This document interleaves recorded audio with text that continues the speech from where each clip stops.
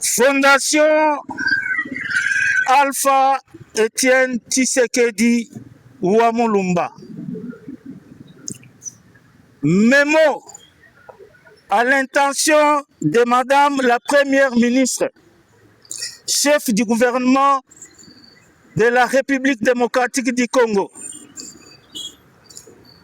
Transmis copie pour information à son Excellence, Monsieur le Président de la République, à son Excellence, Monsieur le Ministre de l'Intérieur et décentralisation, à son Excellence, Monsieur le Ministre de la Défense et Sécurité nationale de la République démocratique du Congo, à son Excellence, Monsieur le Ministre de la Justice du gouvernement de la République démocratique du Congo, Monsieur le chef de la maison militaire de la République démocratique du Congo. Nous, la Fondation Alpha Etienne Tshisekedi wa Mulumba, en sigle ALET WAMU Fondation, organisation non gouvernementale à caractère humanitaire, philanthropique et social, représentée ici par son fondateur, Monsieur Alpha Etienne Tshisekedi wa Mulumba. Considérant l'ampleur de la crise multisectorielle que traverse notre pays, la République démocratique du Congo, depuis plusieurs décennies. Rappelant à cet effet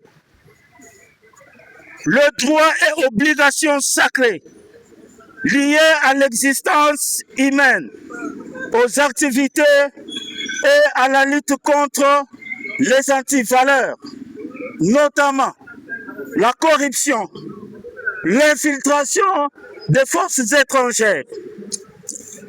Ici, l'infiltration des Rwandais et de l'armée rwandaise dans les institutions de la République, en air, administration publique, DGM, armée nationale, police nationale, sécurité nationale et j'en passe.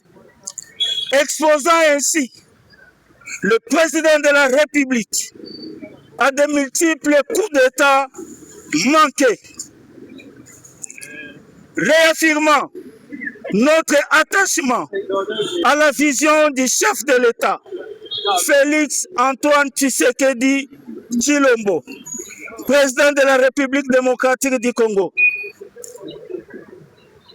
Réaffirmant notre attachement au changement de la constitution de notre cher pays, à la déclaration des droits de l'homme et du peuple de disposer d'eux-mêmes, à l'accord de Washington, présenté comme un accord de paix entre la République démocratique du Congo et le Rwanda, lequel accord vise surtout le respect de l'intégrité territoriale de la République démocratique du Congo, le retrait des forces rwandaises, le désarmement de groupes armés comme le M23 et la mise en place d'un mécanisme conjoint de sécurité pour encadrer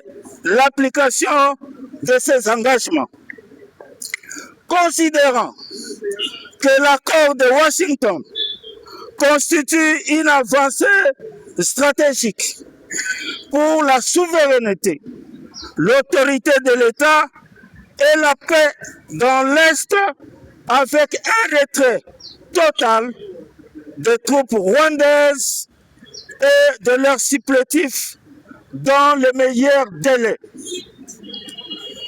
saisissant la déclaration de l'administration américaine au sujet de Hippolyte Kanambe Kazemberere alias Joseph Kabila, qui dit, je cite, Joseph Kabila est impliqué dans la déstabilisation de l'Est de la République démocratique du Congo en soutenant le AFC M23, notamment par un appui financier et des encouragements à la désertion des soldats congolais vers la rébellion.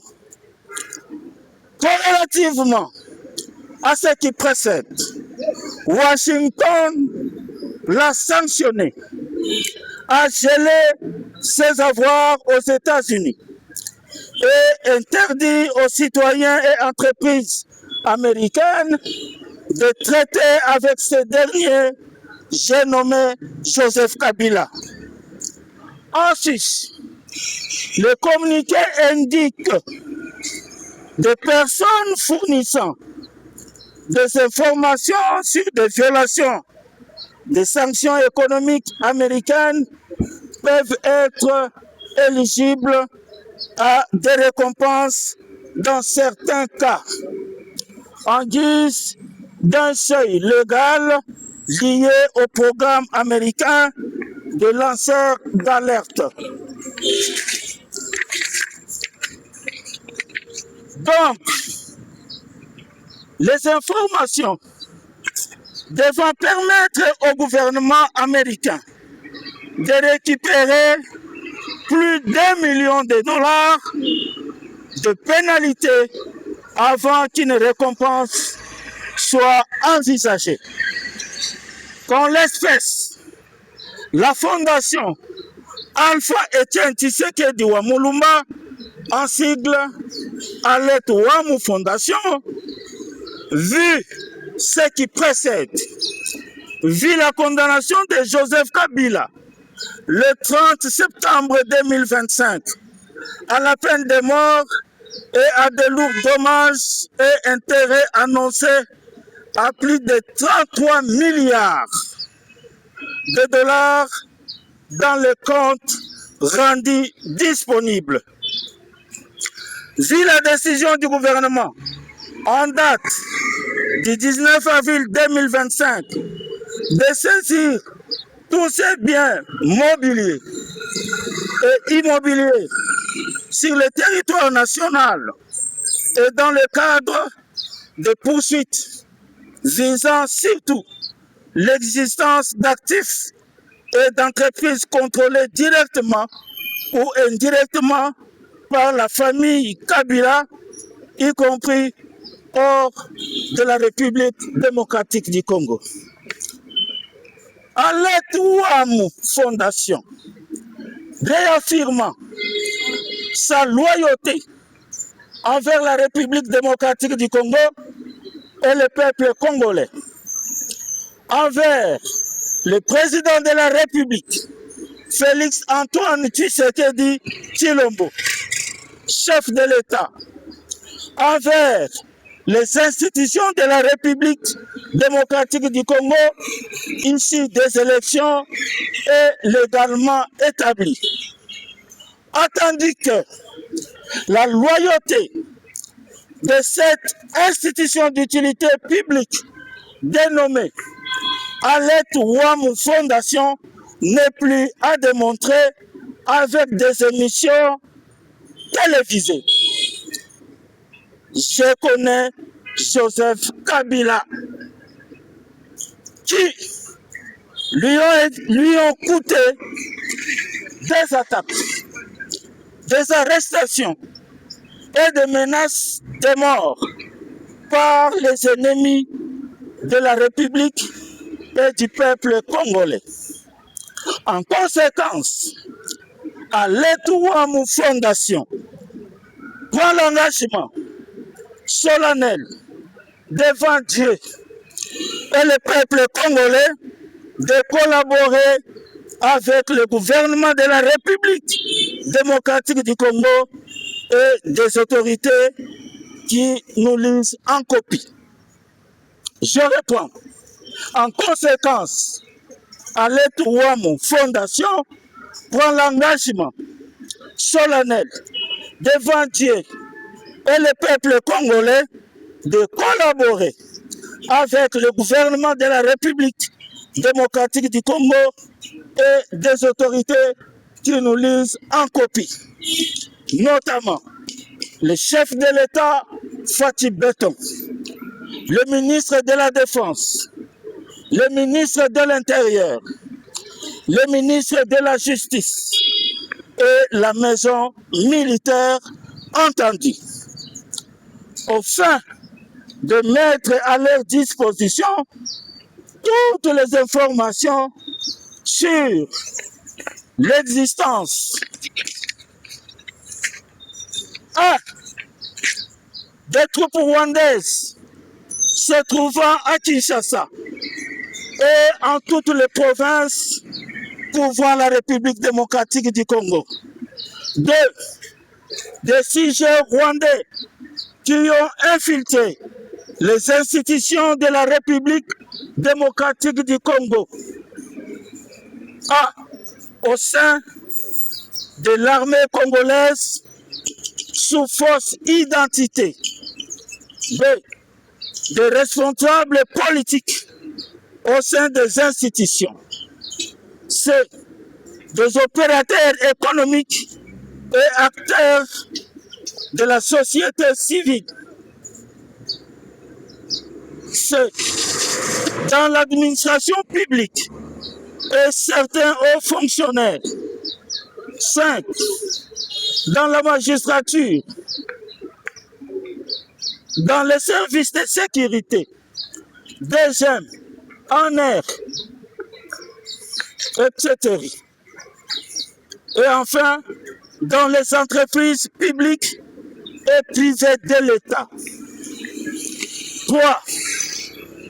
Dans des portefeuilles d'entreprises familiales liées à Joseph Kabila, couvrant des mines, des services, de participation financière et de sociétés à l'étranger. Plus de 80 sociétés et entreprises en République démocratique du Congo et hors la République qui sont contrôlées directement ou indirectement par la famille et ou des sujets indiens, libanais et chinois, des sociétés avec des prête-noms étrangers, des banques et autres caches d'argent, sans oublier la banque BGFI Bank où des fonds auraient été siphonnés. Des immeubles et concessions appartenant à Joseph Kabila. Des immeubles ou des parcelles qui gardent des billets de banque pour Joseph Kabila et j'en passe.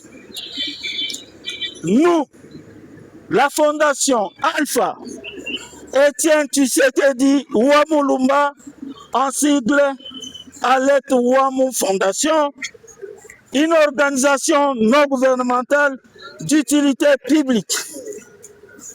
Demandons au gouvernement de la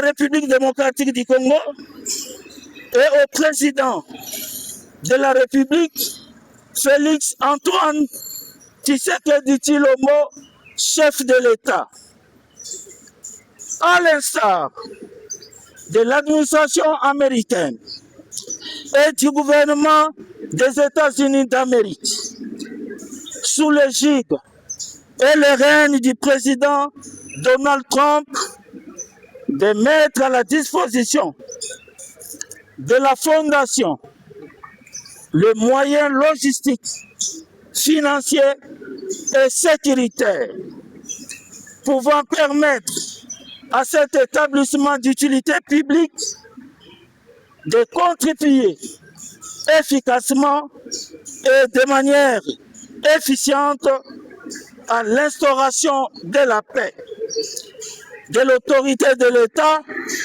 et de sa souveraineté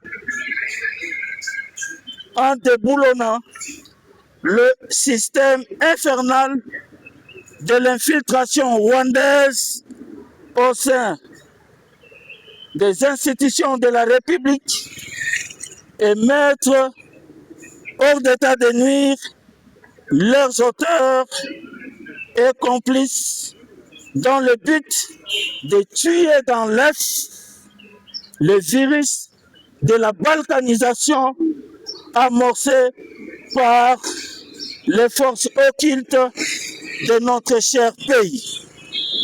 Je réponds, à l'instar de l'administration américaine et du gouvernement des États-Unis d'Amérique sous l'égide et le règne du président Donald Trump, de mettre à la disposition de la Fondation le moyen logistique, financier et sécuritaire pouvant permettre à cet établissement d'utilité publique de contribuer efficacement et de manière efficiente à l'instauration de la paix, de l'autorité de l'État et de sa souveraineté, en déboulonnant le système infernal de l'infiltration rwandaise au sein des institutions de la République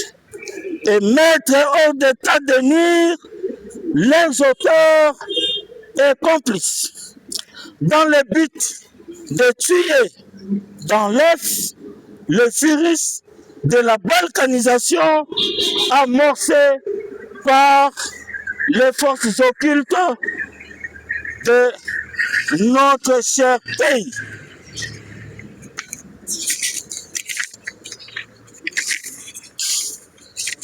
Par ailleurs, l'organisation non gouvernementale Alert Ouamou Fondation attend être reçue par le gouvernement et le président de la République, Félix Antoine Tshisekedi Tshilombo, chef de l'État, pour ce faire.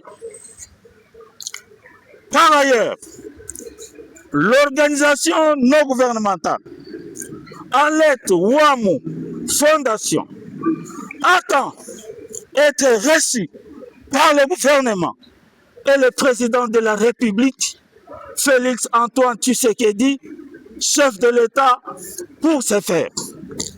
Ainsi, nous restons à l'entière disposition du gouvernement de la République démocratique du Congo, car cet approchement entre le gouvernement et cette institution d'utilité publique permettra au président de la République de prélever les signes vitaux de la nation. Je reprends. Ainsi, nous restons en entière disposition du gouvernement de la République démocratique du Congo, car cet approchement entre le gouvernement et cet établissement d'utilité publique permettra au président de la République de prélever les signes vitaux de la nation. Que Dieu bénisse le peuple congolais, le souverain primaire. Que Dieu bénisse le président de la République, Félix Antoine Tshisekedi Tshilombo, chef de l'État. Que Dieu bénisse la République démocratique du Congo et que Dieu bénisse l'établissement d'utilité publique Alex Wam Fondation, je vous remercie. Pour Alex Wam Fondation, Major Alpha Etienne Tshisekedi Wamulumba, nous avons dit. Mabo. De partout vous nous suivez, je vous dis bonsoir, bonjour. Selon R.O. Borozela Bisso, Bomoni Junior Marazali, mon côté toujours avec figure emblématique, le Major Kasereka. Major Kasereka, bonjour. Oui, bonjour, le Bonne santé. Il n'y a pas tout va bien, ça fait 4 jours. Bien habillé, hein? Ah, bien, pas de la défi,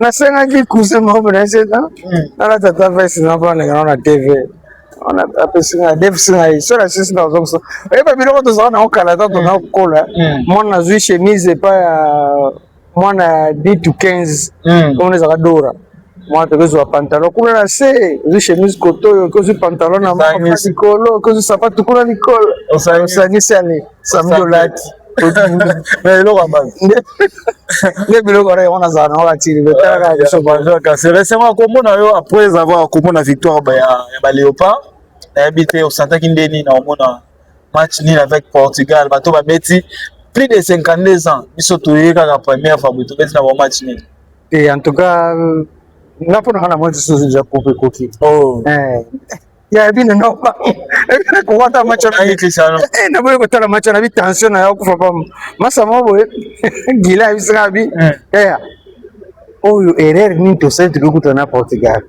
oyo to faciliter Cristiano abima Inter ala na badio ya ko chalelo atanda e butomboro na chango te beta ba na boye ko tala la tension ko kitaka ke fa ono ka boyote ya obike da ba ko kite ya na kena ba de tembo yeso na kena na ba de tembo franchement Léopard félicitations à président de la République Fatih Beton en tout cas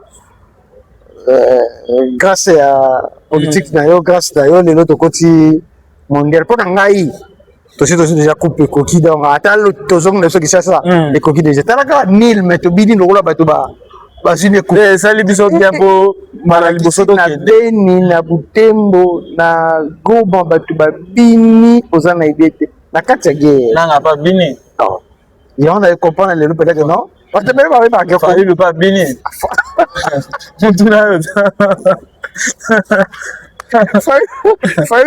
Faïd bango za kota ba Rwanda kota ya go ya nani ya Kigali wakote kuna ndivite bango bako bina pa bango. Alors Major Kasereka toke na actualité makambo eko le Canaville province de Kinshasa tolali tola muki to moyi lelo bandeko oyo ba Martin Fayulu bango tout banda bango ya opposant balobi na mois de juillet bakosala marche le 8 juillet si je ne me trompe pas pour le changement de la constitution et puis bakotambola na ville province de Kinshasa mo. Tandis que États-Unis d'Amérique annoncé na mois de juillet ba M23 ba M23 na armée rwandais ba quitter sol Congo. Actuellement Martin Fayulu a composé état que mwana mboka patriote ko koloba nini na ndeko Martin Fayulu. Premièrement, il faut comprendre les Kamomoko. Martin Fayulu a représenté. A se poser contre Nini. Azanani, a opposé à Martin Fayulu a infiltré. Ok. Il y a Congo. A agent double. Il y a Congo. Il y a qui uniquement. Ok. À Congo. A ça la makamboza. A ça opposant politique. Bato na nyonso tu bazana ebani nazolo bango so baboyi to babi na kosi baki bafundi comme ça to prouver ba Bélice Sanga aza opposante Jean-Marc Aboul aza opposante Martin Fayulu aza opposante Joseph Kabila aza opposante wana pusi ba musika Joseph Kabila il n'est pas opposant Joseph Kabila c'est un Rwandais eza na muto akomeka na tolo na yo opposé foza na opposant faut à la Congolais. Oui, batoana baza ba Congolais ti. OK. Faut à la Congolais, to ça na yo problème moko na kati ya famille. eloko moko boye tozosimba te biso nga na yo nde nakomi opposant na yo na likambo tozono bango baza kosopose na nini ntina bango bafabrike bango bapesi bango mbongo mpa barwandais balobi na bango bamosala biso eloko te asa baopposant te asa baopposant te na reletaka nango mpena bokatelanga parti oyo bopeselanga yango chef de l'état landanga bato nyonso bapesinga pouvoir na okanga bango okangi bango vandisi bango sambisi bango bokondani bango bazo mérité te na bandeli oyo lisusu na bandeli oyo eza bandeli te eza te na bete lisolo nazokanisa te nalobaka makambo ya solo nakosa te na bandi chef a bande na bango Joseph Kabila aza opposant te Joseph Kabila Martin Fayulu Joseph Kabila Martin Fayulu nani Dr Mukwege oh nani Elise Sanga Elise Sanga pe congolais de papa Bonjour Kasega yo zela ko mo lekisa Elise Sanga congolais la batu makambo te zela na bisayo tu peux être congolais mais tu travailles pour l'intérêt des autres automatiquement mais lelo on a comme impression que tout le monde osa contre changement de constitution il devient rwandais. Non, ce n'est pas une impression. Ma Rwandais batika système moko boye. Il faut batou ba continuer système na bango. Parce que pour que système na bango tout power et vanda ba kozwa yo ba pesi yo mbongo. Automatiquement okomi touti na compte na bango. Omoni dani vidéo mo laksenga papa mo bo azo ba makambo ya article atana 18 article potanga 4 article. Moni makambo tona loba. Batebe ba bango. Nga na fandi na batu wana. Ngai na fandi na batu. Soko tuni na Kinshasa. Ba ko biso pena no? Kasereka asa petit frère ya intel. Alors à l'époque oyo bana kufana na batwana. Donc on peut dire que toi aussi tu étais parmi eux. Ce n'est pas qu'on peut dire. Je faisais partie de bango.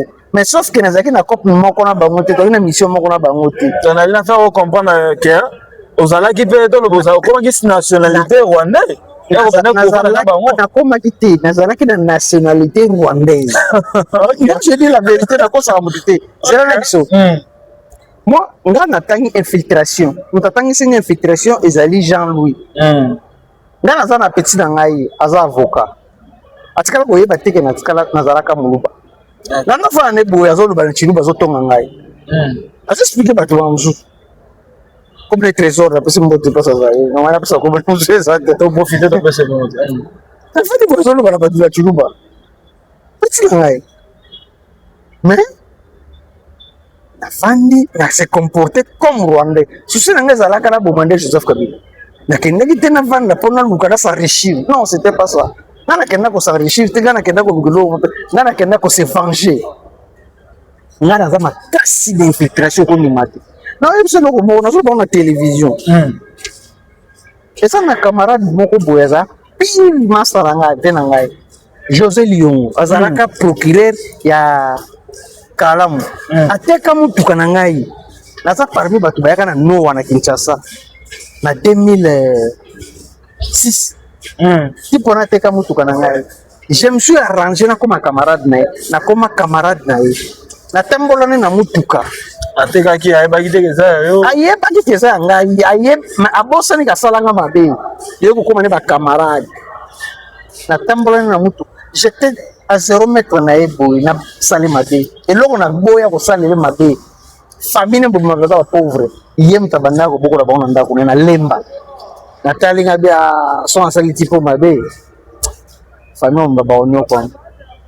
Oyo batutu le roi bakabila kokate batongo bo ya ngana sala ba ngana na sala na dinga kokomisa monte na sala elege bele na biso na bina za fumula men na za nya unia ndeza na place moko to ko bisa ngai na Kinshasa ke no mambo okangana yo kota wanoka batu eza crime mamna lo ba mutako na preuve de ngoko l'accent na ngao na zo na za nya unia na za fumula men eza na fumula mon côté kadena mon côté na ville ya Kinshasa o go sanga na go fumula ngote te na fumula na fumula ka tout na kotaka partout il suffit kaka lidusu ezala na okota na opénétre donc bandeko oyo ya baopposant par rapport à l'actualité, par rapport à l'information, à l'investigation, oyo ngai junior baona yebi na kosala état que communicateur toye kozwa ba fuite bazotambusa ba $60 na ba machette pour na journée ya le 8. mais eza normal bakotambusa mbongo Joseph Kabila asalaka yango. Oh oui ya solo asalaka yango eza na type mo azalaka na nani awa na ingabo awa apesaka mbongo akabolaka ba machette eza na type mo azalaka na bandana apesaka mbongo akabolaka ba machette akabola ba machette jour oui akabolaka ba machette sera Kabila na 2007 akabolaka ba machette to babazi idéologie petro chalet la base idéologie te eza biloko ba Rwanda basalaka tant les choses ba Rwanda eza biloko ba Rwanda basalaka biloko Joseph asalaka na zvandi na bango na yebi bango eza biloko Joseph asalaka na yebi bango ngana luka kuboma Joseph na rataye à plusieurs reprises Joseph Kabila na betelo lisura Martin Fayulu aza congolais te ils ont dit que Martin Fayulu n'a jamais été. Mais il doit parmi Moutou ou guider bandeko na ye. Martin Fayulu aza Moutou abanda déjà comprendre banda kala. Banda na IDPS na papa Etienne. Azala déjà na kata infiltration wana. Eza ndenge Martin Fayulu ya kana nani pas que le archive ya nani ya conférence. Martin Fayulu ya ka lokola nani président banani ya ba Sénégalais na conférence. Comment est-ce qu'on a Martin Fayulu? Comment? C'est un peu les amis. Oui, c'est ça, la vérité. Martin Fayulu n'a jamais été congolais. Pour tout le monde, ça fait qu'elle est en vie. Martin Fayulu n'a pas fait qu'elle est en vie. Ça va cousin. Ce que vous avez dit, vous avez un journaliste. D'accord, on a pas bien un Congo, un journaliste, on a bien un Belaka, on a bien un Ndao. So micro na bino porque tout le monde ça m'a ya Pepe Kala zone moi c'est Pepe Kalé les informations précision na zone ba journaliste bien surtout là na bani kotanga nani journaliste atap Congo ani Sakweno Christian Sakweno devoir que tout na moi c'est Pepe Kalé ba bende na Martin Fayulu j'aimerais samba devoir que no tout na nani Zakari Babasu bino na so ta Pepe non non ta ingata junior mama yo ozamu to na biso koto na ta Pepe wana bango bobero kotuna nani moi c'est Pepe Kalé akoyesa bino Martin Fayulu on les allés devoir major Kasera pesi na ba journaliste ya Joseph oyo bachaka teme e bandi na ndekolandela Christian Sokone nani oyo wapi nani ya garçon moko boye plus sokola ya kovu boye plus sokola yo na funda yo na mutu batindaka yo zo babetaka masasi otuna so naza envie zera nazolo ya so alobaka ni te ye ma ona ngoira ye sa justice men fait bengisa ye batuna ye alobaki ba betinga masasi le lendemain nango ye siko fois confirmer ce que na zui amani dala za buta sécurité na ibiro kondelega so ba beti masasi bon so ba beti na za envie to na kufite ba confirmer ce que ye a communiqué na répondre pe na za envie. Et comme ça, le bilan est le cadre nani balamwange vidéo nango gistaka eza dama kamba komanyo so mazana ngo na ba general ba kinyoso na ko benga yo to vandi ndo samba po ba to solo ba general ke no sala nke ngai ba to ngana tivani na bona sel na bona yebi bango no tangelo ba ko bona bango et puis butu moko ta ko die bango nyoso baza et il y a des preuves aussi Martin Fayulu mutazo mene ba sentiment ne ya ba kana o sala ville morte na Kinshasa ville morte na Kinshasa mutako sala ngwa zati bana papa Etienne akenda mutako sala sur ville morte Martin Fayulu aza mutu oyo il faut bato ba comprendre ye facilement na bisa bino jour na bika Martin Fayulu azoki na mutu awa yo Martin Fayulu azoki na mutu col na ya chemise ezaki propre zuma kilate to sala na bino exercice moko nga nazali mutu na yibi makambo mo ebele naza expert en balistique ce qui va les coacher na côté de man sur mutu abetaka na combien de kilomètres combien de mètres la ba paramètres nyonso zoka mai so pana mutu Martin Fayulu azoki na maki na banda chaki azoki makila kesala ne bando kitabo soin ekozwa na kola chemise ekozwa koto soki mutu alakisi na video ya Martin Fayulu na makila na elongi ezokitabo video wana photo wana nde na ndimi bino mutu akolakisa nga video to photo makila na col ya chemise ya Martin Fayulu to ya bato nyonso to bande des aventuriers wana bozobenga baopposant wana mpoza baopposant te bango nyonso botika na motu moko te aza na makila na col ya chemise pourquoi bango nyonso basoki na motu motu moko te asoki na elongi mazwaka sereka mais tomonaki mpe oyo nani Elise Sanga, si je ne me trompe pas, il y a Zouaki Bal na côté partie intime. Oh, nani Marlène Vouvou. Il n'y a pas Zouaki Bal dans le colo. Mais tout le monde Bal, on a invité dans la police, Bal, on peut changer. So bien dans militaire, pour changer la biso, ça c'est comment les yeux, les lobes au piqui. Donc les 16, les 17, ceux qui vont changer derrière ça, c'est à moi. Attends, ça, je vais expliquer biso. Pour ça, j'ai l'impression Bal. Ça j'ai l'impression là bal soki petit hein écoute le parti nous soki parce que quand ça ramuke mais parce que dimaga tigala les dessous des gars OK patron nous surtout hein aza possible aza capable de rezombela mes oxy so pourquoi créer le kuta bongo intérêt zake peuple congolais comprendre que babimaki peut-être bon masasi Fachaza criminel Fachaza Saraboye aux yeux de tout le monde entier pas mon maquet par contre c'est facile dès lors nous sommes que nous akende ko tika memo nanga na gouvernement na biso ba meka ko landela memo na makamna komi na kati na memo na na déjà non ba bengite ba obenga na lobi na bango ke basala effort ya contacter ngai pour que na me ko travailler na bango ko sala bien makasi bata bango bazoka bango memo nati deli bango pesi bango memo na pesi bango eza memo o bango bazwa ta ya otanga batanga yango soki batangi memo wana ba comprendre na zo bana bango naza na possibilité ko pesa bango ba info o bango ba yebite ngalo ba makambo ba tozo nyo mo polo ba tete ngalo ba makambo o ya solo soki na lobby ba vérifier pour ba kutikeza bongo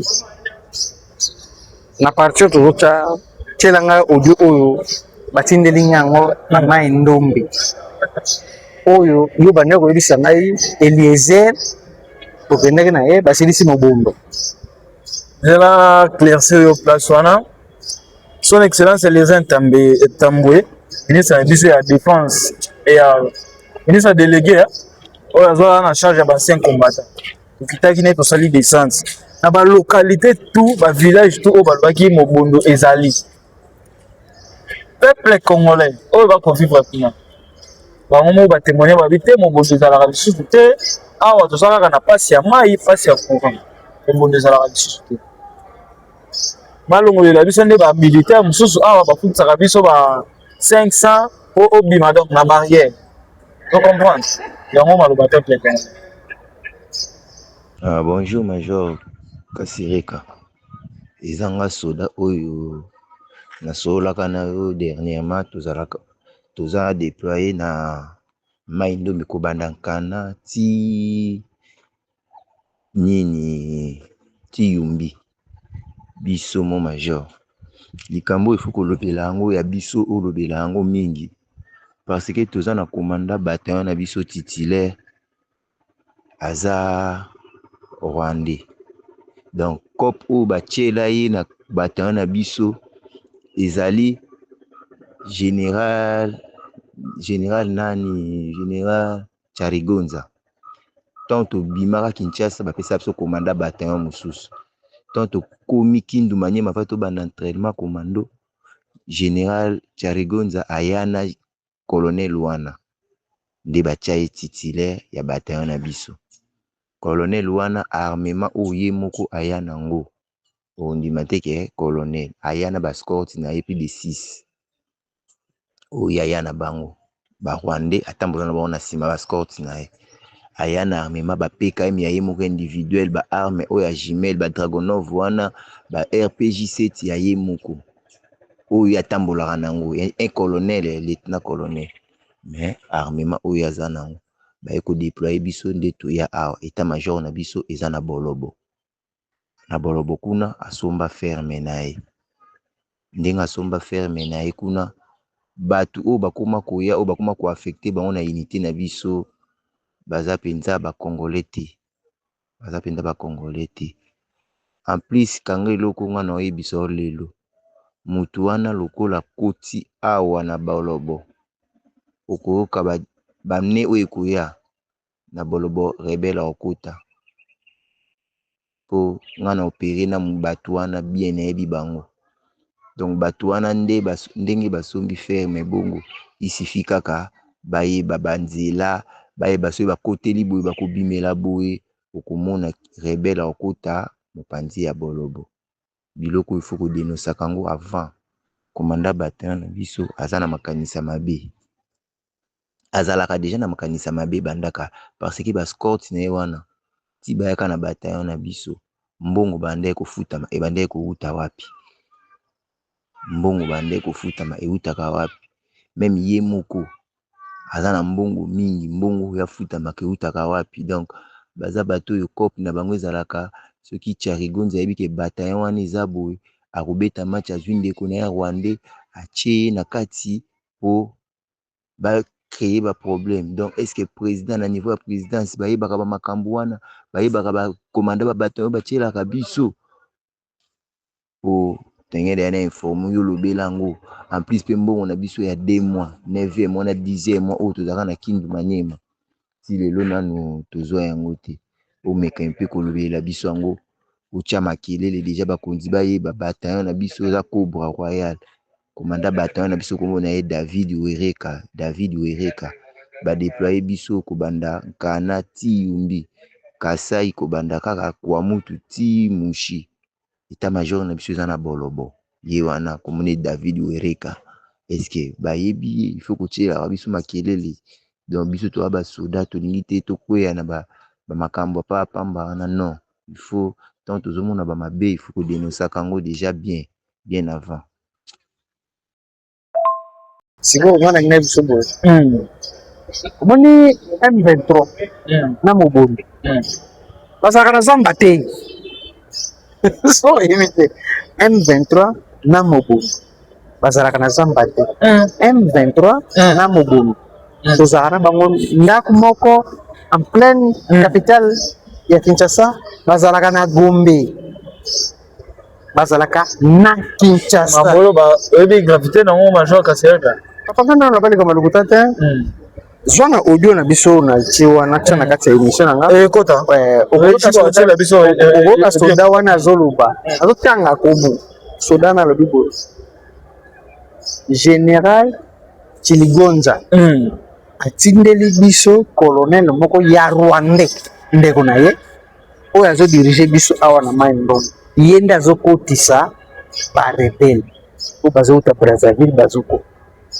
M23 aza awa na Gombe comme na Chiligonza aza awa adirija kadani armée M23 aza comme preuve est-ce que kama yoyo ki bakangi ba généraux oyo baza na makala na ndolo wewe na ndolo bachiwewe batumba ba utaina bango na nani na Goma c'est vrai qu'on est ça moi j'ai toujours dit ça baza awa na Kinshasa donc ça pour comprendre bien Mobondo oyo kolobela baza na localité province te kuna bazala ka ezalaka bato oyo bato tozana bango awa soko bapesi kaka soko batangi kaka memo nanga basisi kotanga ngo babengisi nga babi nanga na kopesa bango na kopesa bango belema nyonso donc voilà ba preuve voilà ça peut nous comprendre donc le ba généraux na baza bato Mobondo parce que Mobondo OK papa no ebe mokolo Mobondo je sais pas tu me donnes ça parce que bon encore so pourquoi président Michaki na risque bon te président Michaki na risque te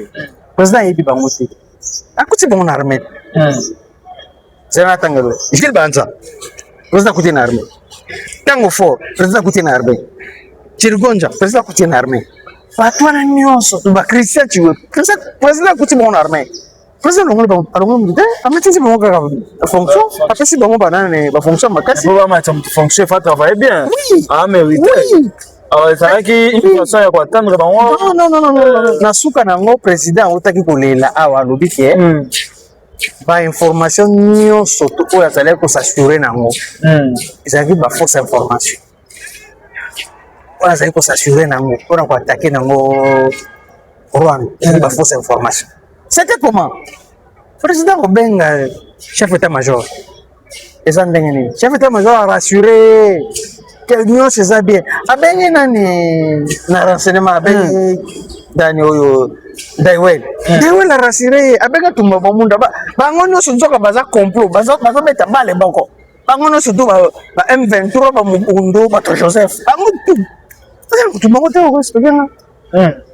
Siko bato ndenge wana ngai naza na possibilité ya kobeta elongiso bato wana baza na aner demiab na JN na magistrature bato wana baza partout baza ebele nga nayebi bango nabetela cousin na nga lisolo mwana tantine Génie Chika oyo azalaka ministre intérieur nayebisa ye likambo major oyo amenasaka ngai nayebisa ye likambo lieutenant oyo batiaka na nsima ya président nayebisa ye likambo anketa nango ayebi makambo na olo ngai nabetela moto lisolo ya lokuta te nayebisa ye na explika ye yango ke bato wana nyonso baza wana baza bato malamu te problème na ngai eza moko nazosenga na gouvernement batanga memo na nga babenga nga na expliquer bango naza na facilité ya kolongola Joseph hors état de nuire na tie mosika politiquement financièrement s'il faut aller trop loin physiquement Joseph Kabila ndafutaka tous les militaires congolais Joseph Kabila. Joseph Kabila. Il a foutu à tous les militaires congolais. Mon militaire congolais. Tout. Mon militaire sans exception. C'est là avec le Joseph Kabila, ça le système na banque. La banque en PPL. Ok. Alandelaka tous les militaires. Alandelaka, il a sa foutu. Bon, je dis mon compte à l'État congolais. Bozo fouta. Mais ce qu'on a un système où il y a zo contrôlé. C'est ça que les gens ne comprennent pas. C'est militaire, président de la République, son excellence Félix Tshisekedi. Joseph Kabila. À tous les militaires congolais. Tous les militaires congolais. Expliquez pour comprendre place sur laquelle on a le bien moqué. Joseph Kabila contrôle tous les militaires congolais parce que bon on va militaire congolais. Oh il y a un système il y a PPL. Mais là on est dans la banque oh yani Tembe. OK. Ils en a Rao bank na Tembe Rao bank Ekiti. Ba banque wana eza ba banque oyo Joseph Kabila contrôle. Ça s'associe comment? Il y avait notre chat, moi, des points, papa. Je fais na banque na Tembe, banque na Yemoko. Et ça, moi, si je suis dans la prison de Yandolo, on a 20 ans. Comme on est prudence. Joseph Kabila, il va me conseiller mon émotion. Atindi ba criminel ba ke ba braquer banque bon année demi major Kasera expliquer biso nanu yo na Joseph Kabila marambu na bon na bino ngalo ngo bongo dossier na bino ya plainte o fala que poser o déposer eh na la plainte na so rédiger non na so rédiger plainte bon na François Joseph hors état de nuire nga na prometaka moto le kam même 20 ans plus tard na salang. Même il a une façon où Luka rejoindre le gouvernement ou bien on y a pas mon part dans le gouvernement ou bien ça vraiment ça là au Sengela papa nga ko chaka na sina sala kombo ya makasi kulika na mboko na sala kombo ya makasi kulika na mboko bana benga 112 so oza na problème partout ozala nango na ville ya Kinshasa so obenga na osa intervention eza na général moko te na ville ya Kinshasa nga nabengi na telefone arésisté aza te parce que nazalaki leki ya général Bisengemana so nabengi yo tie butu makasi nabengi général Bisengemana so abengi yo mon frère ça bengone ça bengone comme la voix de Dieu OK Bisengemana na Congo so Bisengemana azwi telefone abengi yo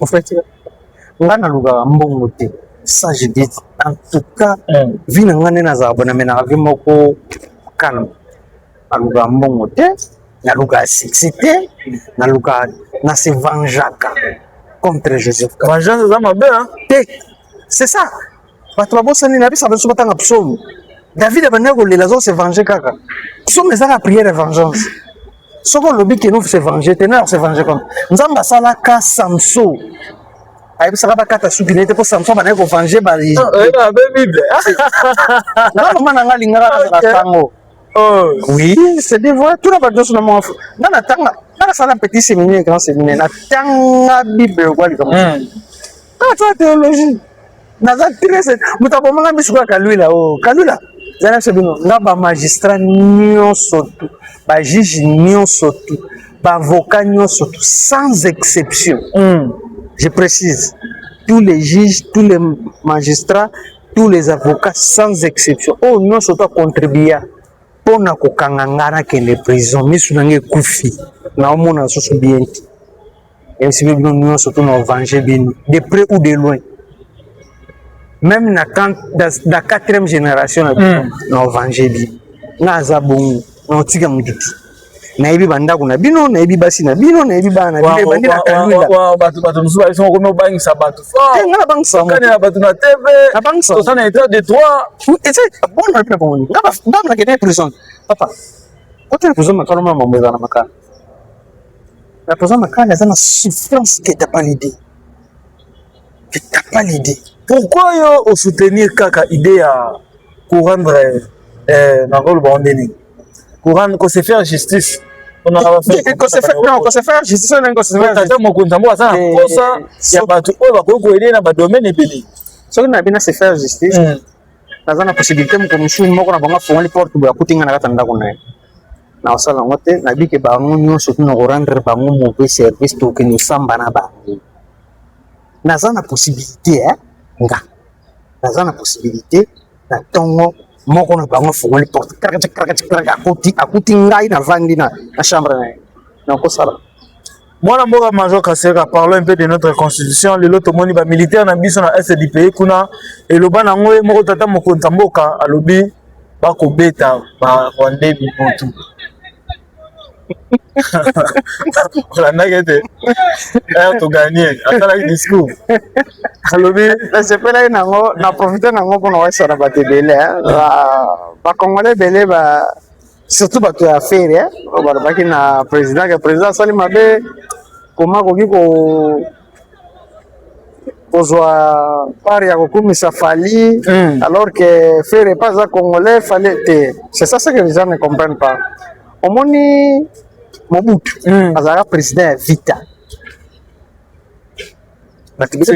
oui Mobutu azalaka président ya vita très clair président azalaka Mobutu azalaka président ya vita ok azalaka président ya vita ntango vita na daring babeti bango mangenda opani président bibotu bengaka mangenda bibotu oyo tata mokonzi mboka alobi bengaka mangenda nde toyembaka mangende ebandaka na 1 esukaka na 3 Mobutu alobi soki beti bale babeti bino mangenda eza 3-0 eza teke fo bobuka stade Mobutu azalaka président ya vecler vea esaka na problème moko te président akoki lelo kokumisa fali eza na problème moko te ekoswa bino mpona nini c'est pas dit ke soki oza na bana 5 na ndako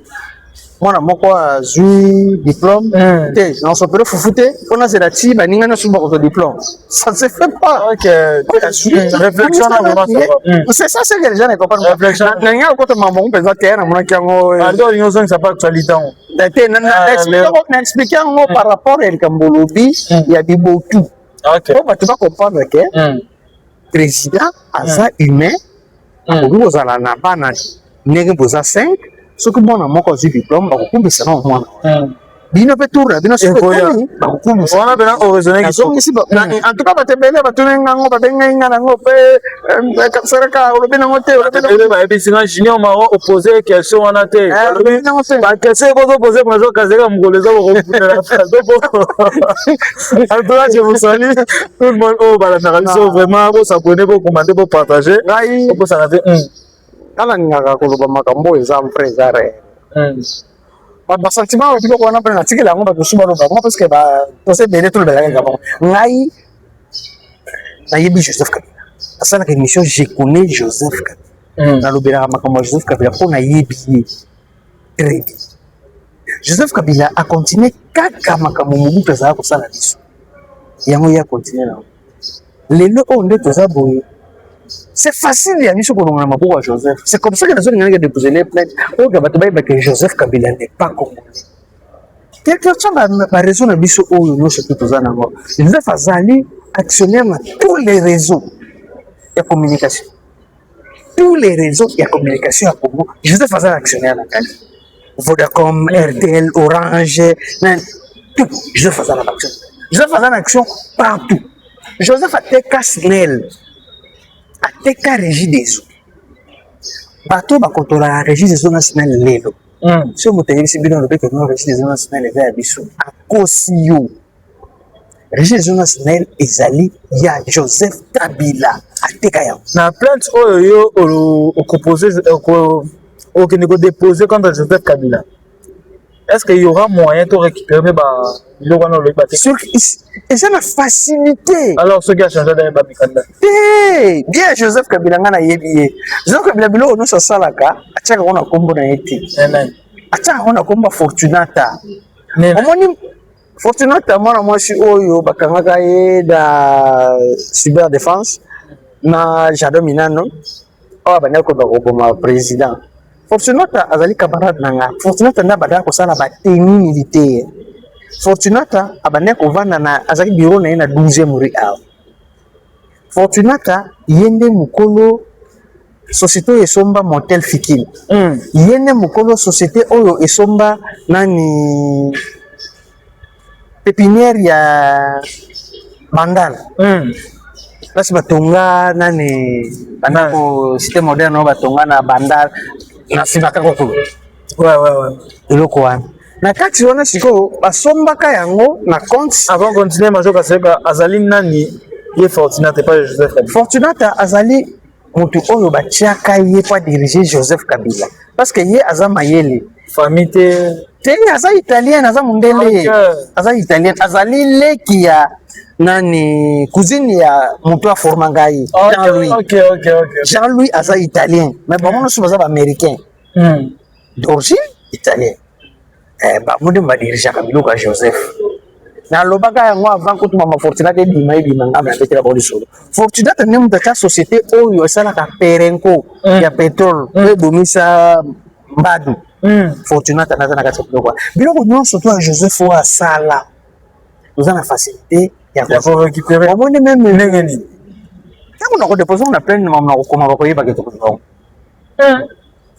omone mine na biso rubaya toko récupérer on a pété donc biloko nyonso to na soki ka bato balandi nani memo na biso na kati émission na biso awa parti ya memo na biso fo jango na kati ndenge totangaki memo na biso bolanda memo na biso ndenge totangaki yango botanga memo na biso boyoka memo na biso bobenga nga na ba service na biso na pesa bino biloko epele est-ce que moyebi mpona nini balongoli général oyo Joli Luboya na Ituri oui bon balongoli Ituri c'est on les voit ça les coquilles soit continue comme ça là tika papa kana na mambo yo na kuna Ituri c'est quoi kala ituri non na koyela bango bato baya koloba eza jalousie oluka bape so place wana moninga sincèrement parlant azalaka na besoin koyede Congo na besoin kobongo Joseph Kabila ici pourquoi napengaka bakoma bato te intel oyo te bato wana nyonso to ozomona bato wana nyonso nayiba komona bango so namino tawa bakoma moto eza mpena moto moko ta kowangana to abea koreportera plaine na koboya te ngai natindaka bao reportera plaine ngai natindaka bango so nalobi nakosi kende oportera plaine na koyela moto bango nyonso lobaka kosaka te bangoyela na bato wana eloko nini nazala chef na bango nyonso tout sans exception nazala chef na bango na dirige bango nyonso bano banganga soki naye na biro ya moto ni major Kasereka Muloko général Bisengamana moto wana mpasa aza fa suba na bilamba lengi akomi tuno tala major Kasereka ezali vraiment nazala na mama na loyalo na mboko ozala ya ta normal na eloko nazala ngo besoin yango wana te bocomprendre que tozali na major Kasereka en tout cas ambiance na émission na biso ezalaka vraiment bocomprendre bomesana biso bongo bosaboni na bachaine na bino mais major Kasereka na parti oyo bolobi ya memo soki tokolanda eza na parti moko bolobi bozali d'accord te na makambo ekosalema na este du pays botelemela baaction ya Kagame autrefois lobango mpe na émission ke non Kagame moto abandi kodirige Joseph Kabila à l'époque opesanga mpe na année si je me trompe loba 2010 eloko mo fallait salama Kagame akomaka te bakandezela ye okebisa biso mais lelo oyo basanction Kagame akovivre en États-Unis d'Amérique est-ce que ezali une façon ya kosala base ou bien eza vraiment réel bakosanctionne bango mpe bakovivre moni sanction Joseph azwi babeti yango Kagame babeti yango Joseph mais nano efonctionne te c'est fonctionné nani yango wana sikoyo yana expliqué banque moko te na Congo Kagame abandaki kobimisa mbongo na nkombo ya Kagame te Kagame abimi premier producteur ya or cuivre coltan mais Kigali eza pauvre pourquoi c'est parce que mbongo wana ezalaki ya ye te ebandaki kobima na nkombo ya Joseph Kabila eki bake koteka ntango bundele alandeli filiere ezobima na compte ya Joseph Kabila Kagame aza kozwa mbongo Kabila azozwa mbongo bato ça va soki tosanctionne Kabila automatiquement bakangi source ntango tosanctionne Kabila Kagame aleli ntango tozoninga kochange constitution kaka te mpona biso tochange constitution tu peux t'imaginer biso tolobi tochange constitution Kigali ebandi kolela Rwanda bandi kolela azolela nini constitution eza ya biso mpona nini Brazzaville adéclaré te mpona nini Zambie adéclaré te mpona nini Angola adéclaré te Rwanda azodéclaré nini eza lokola nde tofai na oboti tshombo eza ya yo olingi obenga nga nazoboya kobenga te zela nano telefone soki obenga kosilisa charge telefone koyangai tshombo ya yo olingi okabela ngo moto otekokaba ngo te na intention nini olingi oyibango voilà c'est comme ça exemple moko typique po bocomprendre ngai mosala na ngai nasalaka nde yango wana sanction babeti yango Kigali sanction ya Joseph babeti yango Kigali Fortunata abandaki kosala biloko na compte ya Kigali c'est comme ça que ntango ambassadeur ya Italie alingi azwa nini ya Rubaya achange yango alongolao na compte ya Joseph nde babeta ye babomela ambassadeur ya Italie babeta ye baboma ye na nguma bake kobwaka kor kuna ya kobwaka baboma na ndako ya Fortunata motuka na ye ezalaka pa Fortunata garde ya Fortunata ntango aye komona motuka wana tuna Fortunata komba garde na Brice babeta ye baboma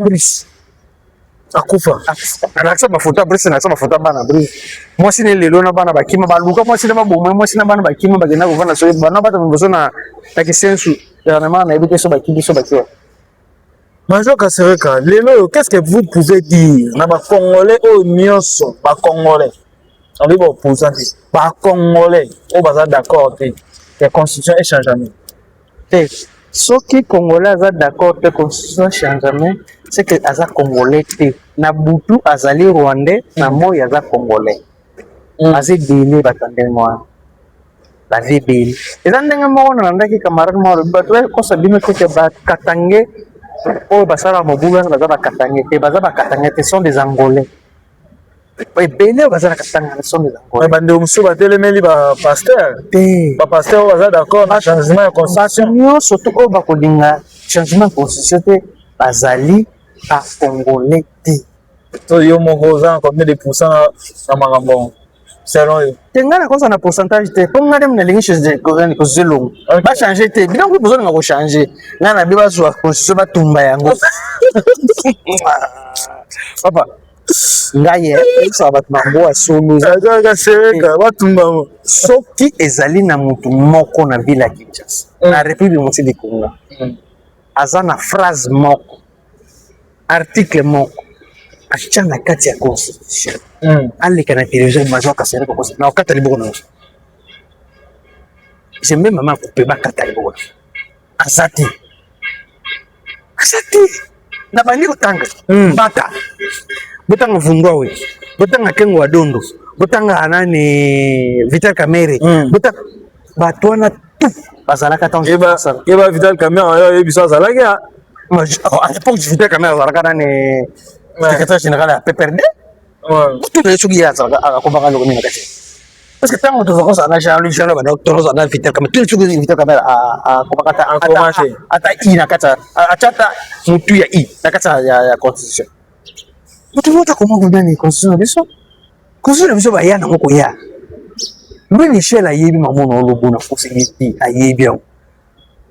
Parlons de notre gouverneur Daniel Bumba on a géré ville province de Kinshasa par rapport à Misala et Kosalem étant que major Kasereka kin oyo yebelaki na kina lelo selon vous Daniel Bumba na ministre neo incompétent o anechilunga o non ça l'appelle non ça l'appelle tu me bangonyo sima comment ne lo mo molera lo baka lobi to komi ko omani congolais c'est pour pèse pouvoir à muke akomi na ba compte à rendre c'est pour pèse 10 francs bobi c'est ça la mutona mabaka sare mutumabe yes le wa on le Benin Daniel Bumba bangonyo surtout akoma kubuka bandaka bato oyo bato bakobuka te akoma kokosana makabuna funda bapeso mandambo mal va même des militaires bakoma bakolela so ba bapeso ndambo pouvoir komo sama na ndenge na ngai alechi lunga bapesa ye $5,000 mutu apesa $5,000 komo na ye Emmanuel Kirekatwa Albert Yongo babengi aya na limité na 18e rue alechi lunga aya na limité na 18e bapesa $5,000 pour nani parce que ngai naza na problème na Joseph Kabila awa concession ya Joseph Kabila bongo la Kasereka place ya bukanda kwa concession ezali na certificat na ya bango depuis avant indépendance concession na la sortie mais Alain Chilunga à se permettre comme Alain Chilunga ebisaka sege na ufunga lelo sege azazi na ebisaka Joseph Kabila na ufunga lelo Joseph Kabila na ebisaka nani oyo mususu nani comme nani nani ya Peja 4 Mario nani jaza Peja 4 Mario nani oyo nani ao Peja 4 Mario alela na nani na tribunal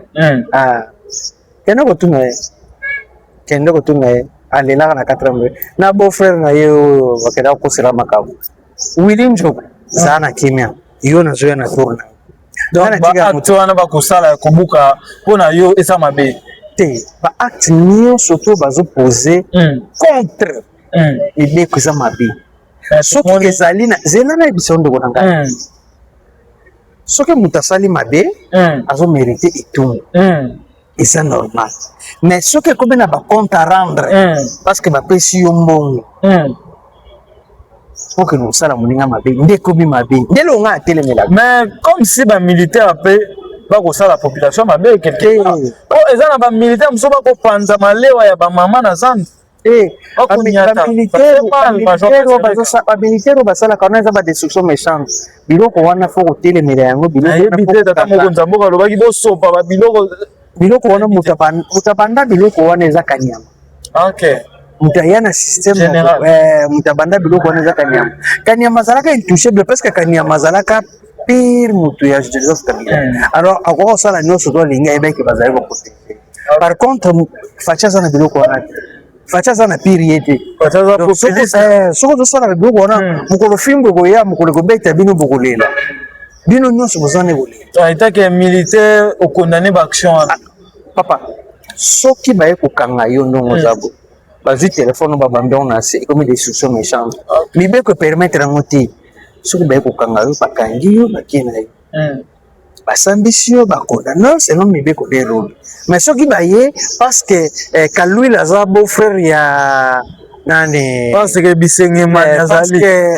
parce que Lincho azali parce que Bumba azali to parce que nani Alain Chilunga azali wana sikondeza mabe wana mzama ngai na viva biloko mbona obalelo moi c'était prévu ba condamner ngai 20 ans pour que nazali banda te na condamner na lobele biloko ça mutatinda ngana ke no solisa Josdani Wildani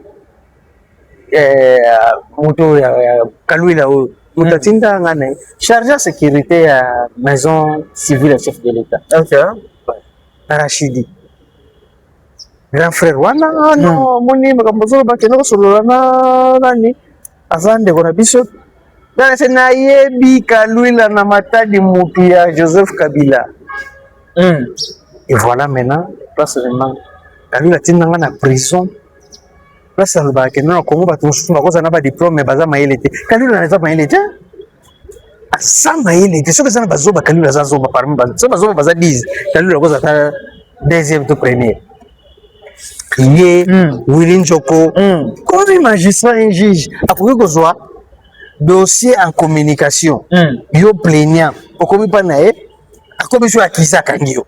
Dans la niveau zoba, vous t'entendez na babé PG. Comme le monde zoba, ils ont fait un télésa pour qualifier la qualification. Dans la niveau à cause de la zoba de point. C'est parce que beau frère nayo. C'est parce que beau frère nayo ici dans les bouteilles dans ces programmes. Oh mususu Willy Njoko. Matondé ngone est-ce que moko zobere matondé ngo tshana. Bazo sala ba sentiment nini c'est parce que ba yebi ke Kasereka azali mutu azo mener vie difficile par Joseph Kabila. Qu'est-ce qu'il faut faire? Il faut qu'on essaye continuer na prison pour que nous batte. Par là assurance nini oyo okopesa na bayi kongomani nyonso na bato balandaka yo. Kelelo oyo ceux qui va bengi na gouvernement. Assurance ezali nini? Te parce nyonso bayebi nga bayebi ke mangoso no bageza vrai pesa le maka nana na beta lisolo lokuta te na beta la bino lisolo moko ke prison ya Ndolo obuka ngo prison Ndolo bakuza na possibilité ya kotimbo na pe bakimisi bato esalema makamno na lobe esalema omoni échanger parce tozano place tozana échanger échanger zana batinel na beta lisolo na lakisa na batinel na makamno na lobe esalema.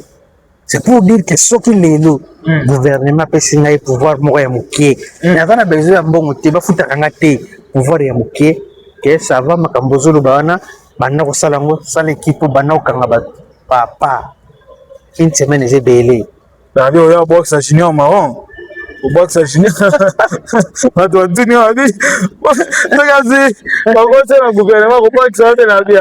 Na il faut jamais penser à ça parce que na ma camarade nanga on a collé na bango quand j'étais encore Kadhafi en te question na sina lo bango kutuna lukaka camarade ba leki ya camarade nanga moko Koko Dindo un ami vraiment to collé na ye ba betaka masasi ya kufa atika ba leki nemi bale ya basi je ne sais pas muto koyeba place bazaka na monga fula na arrêt armé ba komo na bona ebisusté bazaka ba mwa mike ya basi ya bosana. Mais muto koyeba bango so ba yebisi bango ke nazana besoin na bango ba koyeba ke zanga ya na bango nazaka vraiment na poso mona bango ngai quel que soit place daza quel que soit makambo nazosala ma camarade nanga nyonso to dernièrement camarade nanga moko to problème Bruno namonga fo nazalaki kutu te nazali na déplacement mais place nazalaki abe ngai nazalaki na besoin quelque chose nameka kosele parce que ngai bacamarade nyonso tu na change fait te ka ndenge nazalaka je n'ai jamais été orgueilleux nazalaka je suis ce que je suis natambolaka na moto natambolaka makolo bala ndako kutu ezalaka te bilambo defi te bilamba bato yo toso mona tiki ça na sisa mona mkono wa koso dola na bino ba bien wala c'est ba bien ça ba tu ça le bien abonnez-vous massivement tout le monde va linga ko bien junior marron à plus 243 85 17 90 622 balobi mikolo yena major Kasere Kabaza wana pour na ko défendre le peuple congolais ko fongola ba vérité nyonso boye ba kité boke balobi makambo mande fayul akoluka asala le 8 eza makambo Joseph Kabila banda kosala pour faire sa mbongo kotambusa ba machette pour ba détruire peuple congolais au basel sa vie de mort tandis que notre pays a sous na posa biloko na te notre président a na posa libération totale ya bayi congomani nyonso est du pays est comme libre peuple congolais nyonso a comme libre à vivre en paix indépendance autozoa et là tamantoto neto ko mona musala tata mo konza boka yango wana Major Kasere Ka je pense que comme na sous émission na mot de la fin zali non monde de la fin za que na sepeli na bande kono soto yo tokene na bango déposer memo à propos ya fondation na biso fondation na biso Alpha Etienne Tshisekedi wa Mulumba toza en collaboration na ba japonais oyo baza na Japon bazoya pona ko recruter ba jeunes congolais pona ba kena otangisa bango na Japon toza na besoin au moins ya 200 000 jeunes congolais mais premier lot o ba ko kende eza 200 personnes ba ko kende à partir le 20 juillet soki baye to bandi recrutement nde tozolinga yo poza la parmi premier lot kende nga donc kende te bato kende na yom to kende tika bango yo za charger communication po ya ko panza sango na o biso bo sara kuna ngana zana besoin na bongisa na Congo ngana zana problème na longola ba teto bazana Congo yo ba na M23 ba mobondo ukasa bazala kuna bazawa population soit ya bakasi bazala kana bandako bongo batambula pena na mituka na ba soda na simba bo panda message et comme partout bazakasela loba mobondo bazasuli bande bazaka message comme la tata mokonza mboka message comme la soki bazana kosana pesa bakombo na bango boye na kopesa bakombo na bango bakombo na bango nyonso nazana ngo monta kosa bino bakombo na bango nyonso nazana ngo baza voilà na fondation na biso toza na besoin ya batu baya to sangana musatimba ko ko facilité moto no so za na idée moto no so za na posa ko ya ko travailler na biso aya to travailler boye bake bazotinela la biso 500 tracteurs ko sa no musala pona bilanga o izana kata Kinshasa batu no so bakozala recruter o bakende formation bakozwa bango na compte ndenge bato batanga kana INPP ozokende kosala formation oyo yo olingi kosala oyo yo omoni ke oza capable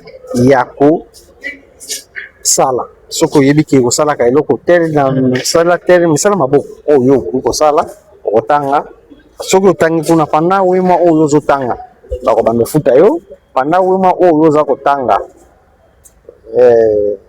oza loger oza na makambo nyonso to soki osilisi okozonga na Kinshasa kotravaille soki mpo lobi te na ozonga nanga Kinshasa te na kolinga natikana mpona continue mamu nanga wana okozala avi na yo mais na bato nyonso tu oyo bakozala na posa ya recrutement oyo bakozala na posa ya kosadere na fondation bato bile bazobenganga kotunanga naya nasaba ete boya te fondation ekobanda na juillet donc bango mo bakoya le 20 juillet bango mo bakozala awa nde bina soki ebanda motu nyonso to akoya na 2 photo passeport 2 photo passeport na photocopie ya carte d'électeur na ye mpona ke to enregistre merci na baoyo bayaki se na bango marche tokendeki kodepose memo na biso bolanda bango na kati ya émission oyo bokomona bango alors esengo mingi nde tokutani mbala nsima tozala esika moko na bino. En passant, je profite aussi de saluer les PCA et à INPP, Jean-Marie Lukulasi, l'honorable. Balobi kuna na INPP, imprimé Zalarate, des autres Zalarate. Toujours, nous allons structurer grâce à Jean-Marie Lukulasi. Les responsables, il y a G24, eux, à soutenir Tata Mokontamboka dans le changement de la constitution. Alors, Binonyon Sabatou Bolandi Bisso, Bolandi Junior Maro, le communicateur avec Major Kasereka, les figures emblématiques, Mokolo, Fondation, Oyo Boyo qui n'a expliqué Bino, bon s'abonner, bon commenter, bon partager, bon bien ambition à numéro, bon comment on a pour na copier ça encore information locale à Yabamobonde, bimé à Toyeba Kité. Merci beaucoup. Surtout bo s'abonner na chaîne na bino o ezana ba vérité ezana ba info fiable kombo chaîne na biso ezali Major Kasereka je connais JKK soki okomi chaîne mususu otombe na chaîne mususu yebaka eza muyibi moko boye eza ngai te botanga te ngai kombo na ngai ezali Major. Je connais JKK. Ce que vous avez c'est bon. Numéro de téléphone, ou vous avez besoin de bien les années. Vous pouvez comparer aux unités nationales 089 71 23 693 089 71 23 693. Vous pouvez les années WhatsApp, comme ça vous pouvez une idée. Merci beaucoup. Merci Major Kasereka. On se retrouve juste après. Au revoir. Fondation Alpha Etienne Tshisekedi Ouamulumba. Mémo à l'intention de Madame la Première ministre, chef du gouvernement de la République démocratique du Congo. Transmis copie pour information à son Excellence, Monsieur le Président de la République, à son Excellence, Monsieur le Ministre de l'Intérieur et décentralisation, à son Excellence, Monsieur le Ministre de la Défense et Sécurité nationale de la République démocratique du Congo, à son Excellence, Monsieur le ministre de la Justice du gouvernement de la République démocratique du Congo, Monsieur le chef de la maison militaire de la République démocratique du Congo, nous, la Fondation Alpha Etienne Tshisekedi Ouamulumba, en sigle Alet Ouamou Fondation, organisation non gouvernementale à caractère humanitaire, philanthropique et social, représentée ici par son fondateur, Monsieur Alpha Etienne Tshisekedi Ouamulumba. Considérant l'ampleur de la crise multisectorielle que traverse notre pays, la République démocratique du Congo, depuis plusieurs décennies. Rappelant à cet effet le droit et obligations sacrées liées à l'existence humaine, aux activités et à la lutte contre les antivaleurs, notamment la corruption, l'infiltration des forces étrangères. Ici, l'infiltration des Rwandais et de l'armée rwandaise dans les institutions de la République, ANER, administration publique, DGM, armée nationale, police nationale, sécurité nationale et j'en passe. Exposant ainsi le président de la République à de multiples coups d'État manqués. réaffirmant notre attachement à la vision du chef de l'État, Félix Antoine Tshisekedi Tshilombo, président de la République démocratique du Congo. Réaffirmant notre attachement au changement de la constitution de notre cher pays, à la déclaration des droits de l'homme et du peuple de disposer d'eux-mêmes, à l'accord de Washington, présenté comme un accord de paix entre la République démocratique du Congo et le Rwanda, lequel accord vise surtout le respect de l'intégrité territoriale de la République démocratique du Congo, le retrait des forces rwandaises, le désarmement de groupes armés comme le M23 et la mise en place d'un mécanisme conjoint de sécurité pour encadrer l'application de ces engagements. Considérant que l'accord de Washington constitue une avancée stratégique pour la souveraineté, l'autorité de l'État et la paix dans l'Est avec un retrait total des troupes rwandaises et de leurs supplétifs dans les meilleurs délais. Saisissant la déclaration de l'administration américaine au sujet de Hippolyte Kanambe Kazemberere alias Joseph Kabila, qui dit, je cite, Joseph Kabila est impliqué dans la déstabilisation de l'Est de la République démocratique du Congo en soutenant le AFC M23, notamment par un appui financier et des encouragements à la désertion des soldats congolais vers la rébellion.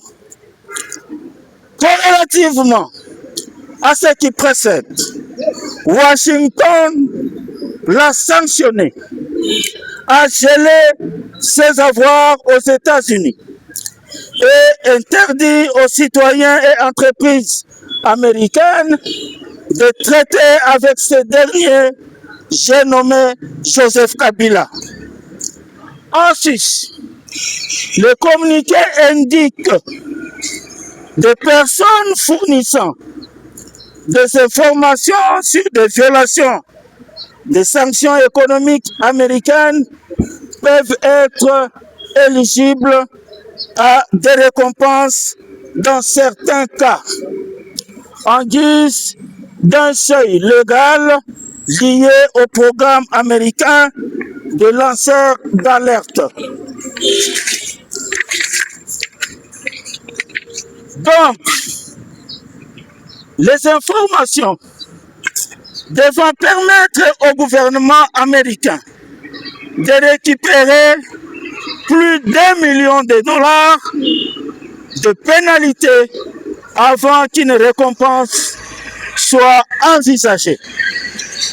Qu'en l'espèce, la fondation Alpha Etienne Tshisekedi Wamuluma, en sigle Alet Wamu Fondation, vu ce qui précède, vu la condamnation de Joseph Kabila le 30 septembre 2025 à la peine de mort et à de lourds dommages et intérêts annoncés à plus de 33 milliards de dollars dans les comptes rendus disponibles.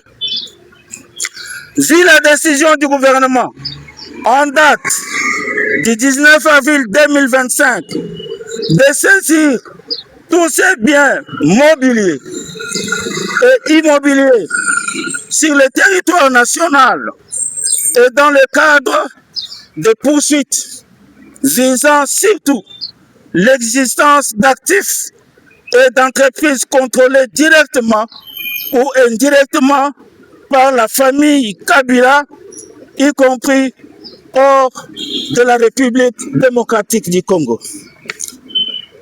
Alet Ouamou Fondation, réaffirmant sa loyauté envers la République démocratique du Congo et le peuple congolais, envers le président de la République, Félix Antoine Tshisekedi Tshilombo, chef de l'État, envers les institutions de la République démocratique du Congo, issues des élections et légalement établies. Attendu que la loyauté de cette institution d'utilité publique dénommée Alet Ouamou Fondation n'est plus à démontrer avec des émissions télévisées. Je connais Joseph Kabila qui lui ont coûté des attaques, des arrestations et des menaces de mort par les ennemis de la République et du peuple congolais. En conséquence, Alet Ouamou Fondation prend l'engagement solennel devant Dieu et le peuple congolais de collaborer avec le gouvernement de la République démocratique du Congo et des autorités qui nous lisent en copie. Je réponds. En conséquence, Alet Ouamou Fondation prend l'engagement solennel devant Dieu et le peuple congolais de collaborer avec le gouvernement de la République démocratique du Congo et des autorités qui nous lisent en copie, notamment le chef de l'État Fatou Beton, le ministre de la Défense, le ministre de l'Intérieur, le ministre de la Justice et la maison militaire entendue, afin de mettre à leur disposition toutes les informations sur l'existence des troupes rwandaises se trouvant à Kinshasa et en toutes les provinces couvrant la République démocratique du Congo. Des sujets rwandais qui ont infiltré les institutions de la République démocratique du Congo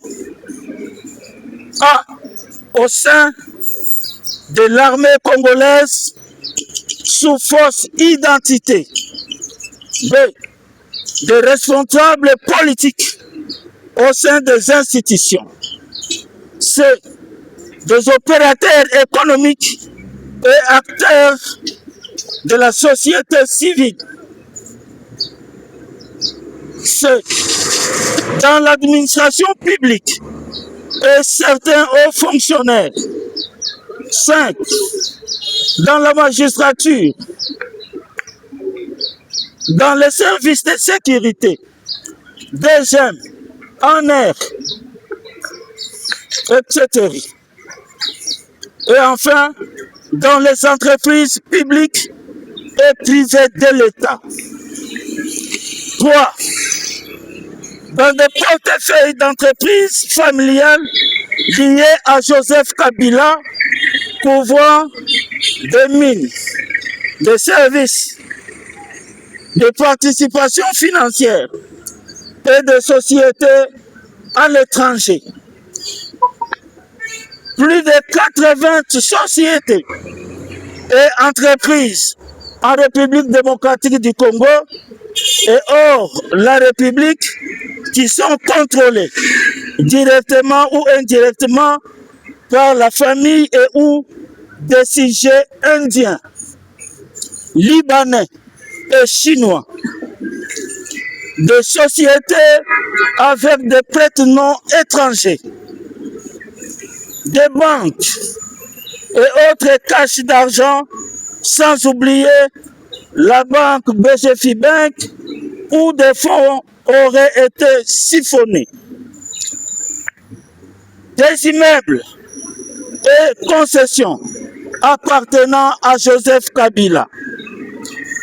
Des immeubles ou des parcelles qui gardent des billets de banque pour Joseph Kabila et j'en passe. Nous, la Fondation Alpha, Étienne Tshisekedi Ouamulumba, en sigle Alette Ouamou Fondation, une organisation non gouvernementale d'utilité publique. Demandons au gouvernement de la République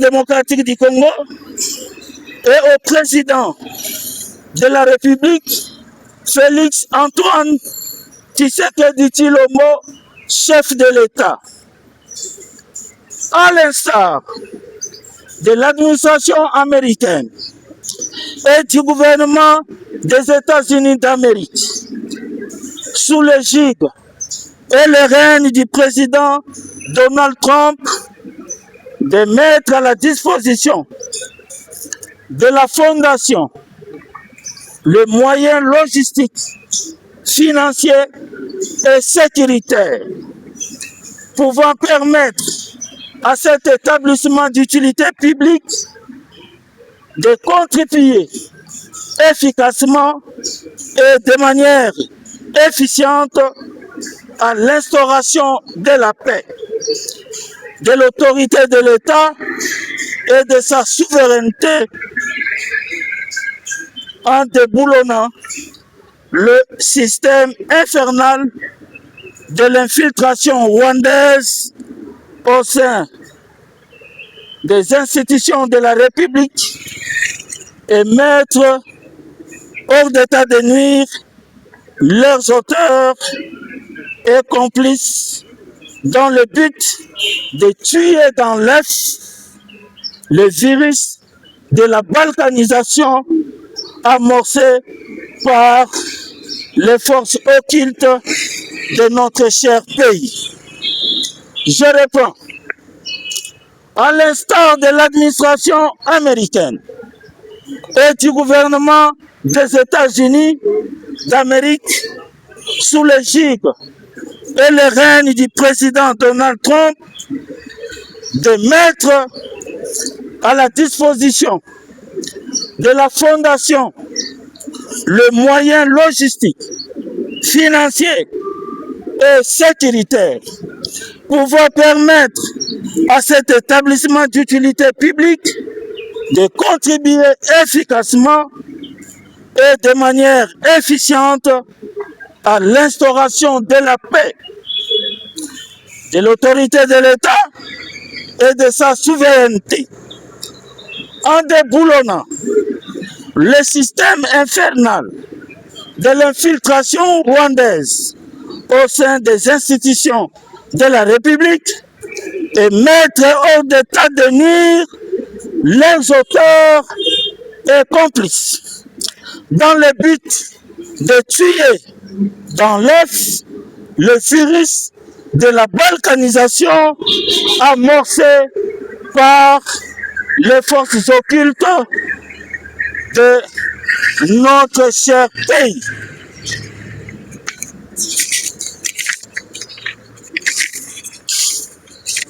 Par ailleurs, l'organisation non gouvernementale Alette Ouamou Fondation attend être reçue par le gouvernement et le président de la République, Félix Antoine Tshisekedi Tshilombo, chef de l'État, pour ce faire. Par ailleurs, l'organisation non gouvernementale Alette Ouamou Fondation attend être reçue par le gouvernement et le président de la République, Félix Antoine Tshisekedi, chef de l'État pour ce faire. Ainsi, nous restons à l'entière disposition du gouvernement de la République démocratique du Congo, car cet approchement entre le gouvernement et cette institution d'utilité publique permettra au président de la République de prélever les signes vitaux de la nation. Je reprends. Ainsi, nous restons en entière disposition du gouvernement de la République démocratique du Congo, car cet approchement entre le gouvernement et cet établissement d'utilité publique permettra au président de la République de prélever les signes vitaux de la nation. Que Dieu bénisse le peuple congolais, le souverain primaire. Que Dieu bénisse le président de la République, Félix Antoine Tshisekedi Tshilombo, chef de l'État. Que Dieu bénisse la République démocratique du Congo et que Dieu bénisse l'établissement d'utilité publique Alex Ouamou Fondation. Je vous remercie. Pour Alex Ouamou Fondation, Major Alpha Etienne Tshisekedi Ouamoulumba, nous avons dit. Maboko.